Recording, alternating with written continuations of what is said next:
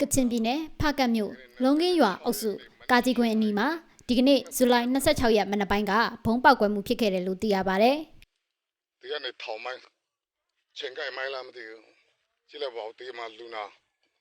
တန်ရတာ2ယောက်ဘုံပေါက်ကွဲမှုကြောင့်ကားနှစ်စီးပျက်စီးခဲ့ပြီးပြည်သူ2ဦးဒဏ်ရာရခဲ့တယ်လို့ဒေသခံတွေကလူမှုကွန်ရက်မှာဖော်ပြထားပါတယ်။ဒီရှစ်ကားတော့ဘာဖြစ်တယ်လဲတော့မသိသေးဘူး။ပြီးခဲ့တဲ့ခေါက်ကဒီနားလောက်မှာကွဲတာ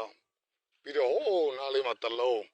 အခုတကယ်တော့3လုံးအောက်ကဟာနေရာတော့တနေရာပဲတွေ့သေးတယ်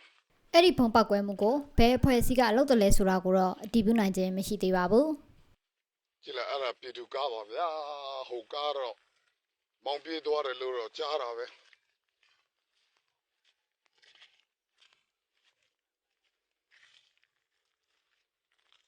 ကြည့်လိုက်တန်ရထားတဲ့လူရဲ့တွေး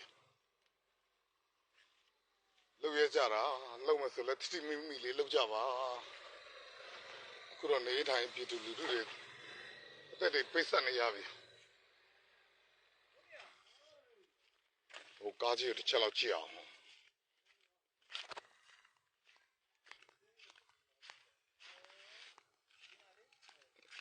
ကွဲတာကတော့3လုံးပဲဒါမှဒီကားကြီးမှာတော့ဘာမှမတွေ့ဘူး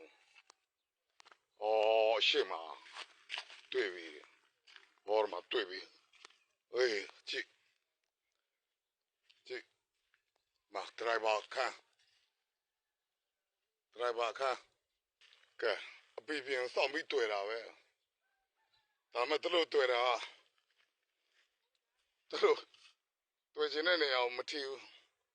เนี่ยทางปีดูดูดูที่ใช่ละ